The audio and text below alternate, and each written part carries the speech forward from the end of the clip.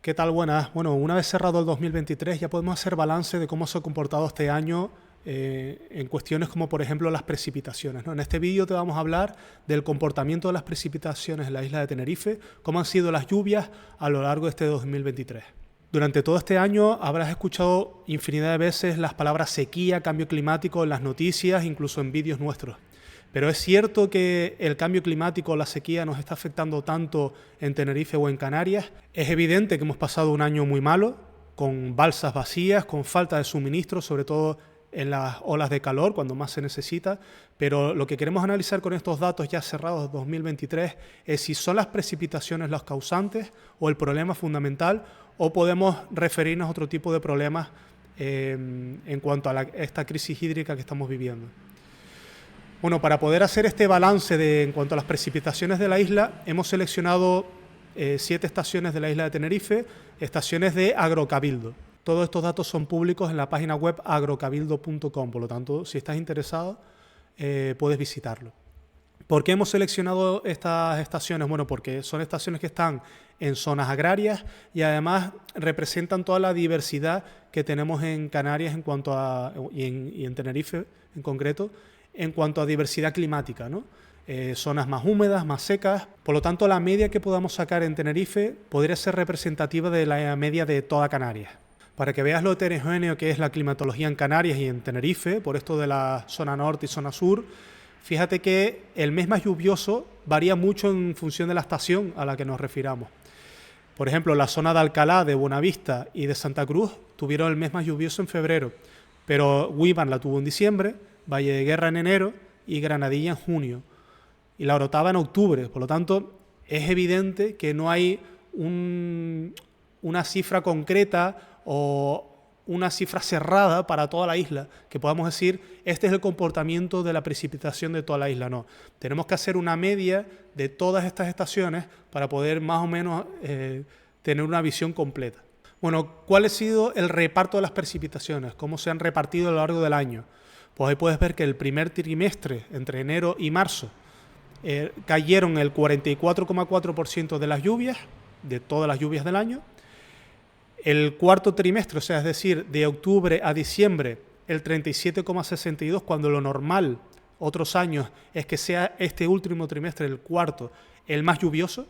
Pues este año no ha sido así, este año ha sido el primer trimestre.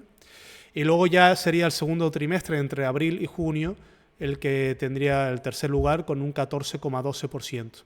Y por último el tercer trimestre, que va desde julio a septiembre, que solo tendría un 3,8%. Bueno, si lo comparamos con la media de los últimos años, desde el 2012, este año 2023, si te fijas, no ha variado demasiado. Es cierto que ha estado por debajo, la mayor parte de las estaciones ha estado por debajo. También hay muchas en las que se ha acercado a la media, como por ejemplo Alcalá o Granadilla, y algunas como Buenavista. Otras han estado más alejadas, como Santa Cruz y Valle de Guerra, también la Orotava. Pero en general, aunque ha sido un año por debajo de la media, ha sido un año cercano a la media. No ha estado muy por debajo. Aquí puedes ver en el recuadro la media con respecto a los datos del 2023 de cada una de las estaciones. Y como puedes ver, pues si la media, por ejemplo, en Alcalá es 120 milímetros o 120 litros por metro cuadrado, nosotros este año hemos tenido 111, o sea que por debajo pero bastante similar. Si te fijas la media anual, que son 248 litros por metro cuadrado o milímetros, este año hemos tenido 201, es decir, por debajo, pero bueno, cercano. Hay años que han estado muy por debajo, como por ejemplo el 2019, que tuvo 162 litros por metro cuadrado, o el 2017, que tuvo 122. Por lo tanto, es cierto que hemos tenido un año más seco de lo normal, pero bueno, tampoco nos hemos alejado demasiado de la media. Aquí puedes ver un gráfico de la precipitación promedio de Tenerife. O sea, es decir, sacando la media o el promedio de todas las estaciones. Y desde el 2012. Aquí puedes ver que hubo un pico en el 2013 o 2014 y luego ya hemos ido haciendo este recorrido un poco sinuoso. Te he querido dibujar aquí un rango, esto se llama un rango ascendente en estadística, en el que puedes ver cómo encaja perfectamente los máximos y los mínimos de este rango, ¿no? De este rectángulo que va ascendiendo. Si te fijas, los mínimos van aumentando, por eso es un rango ascendente, y los máximos también van aumentando. Por lo tanto, no podemos decir que las precipitaciones van a menos. Las precipitaciones están consolidadas en un rango, pero es un rango ascendente, es decir, cada año los máximos y los mínimos suelen ser mayores que los anteriores, de forma estadística. El año que viene no sabemos, el 2024 no sabemos si de repente va a pegar un picotazo hacia abajo o hacia arriba, no sabemos. Lo lógico, y por la tendencia que viene teniendo de los últimos años, es que el próximo año sea un año hacia arriba, sea un año más lluvioso, por lo que aparenta en el gráfico, pero no lo sabemos a ciencia cierta. Pero sí es bastante ilustrativo ver este tipo de rangos en el que vas viendo cómo encaja perfectamente máximos y mínimos en ascensión, ¿no? Subiendo. Bueno, ¿qué conclusiones podemos sacar de estos datos? Que, como ves, son datos muy sencillos y obtenidos de una fuente fiable. Bueno, que no hemos tenido un cambio pluviométrico como tal. Estamos en un rango, por lo tanto no podemos decir que hemos tenido un cambio radical. Sí hemos tenido un cambio térmico. Hemos tenido temperaturas fuera de lo habitual, por encima de la media. Y en muchos de los datos que nos dice la Agencia Estatal de Meteorología, hemos tenido meses, por ejemplo, de 3 grados superior. Por lo tanto, sí hemos tenido un año más caluroso, pero no menos lluvioso, por decirlo de alguna manera. Ese aumento de la temperatura, sobre todo desde marzo, ha ocasionado un aumento de la demanda, tanto en la agricultura como en la población en general. Y aquí es donde entra el conflicto. Cuando la población y el turismo aumenta la demanda, como tenemos una población muy grande, tenemos mucha densidad de población, evidentemente todo se resiente. No tenemos infraestructuras adecuadas a tanta población y sobre todo que demande en estas épocas fuera de lo normal, como por ejemplo marzo o diciembre. Esta crisis hídrica que representa que las fuentes de las que obtenemos el agua no cubren la demanda. Y por lo tanto nos vemos en esa incertidumbre de decir, oye, ¿destinamos el agua a la agricultura? ¿Destinamos el agua a llenar embalses? ¿O necesitamos el agua a la población?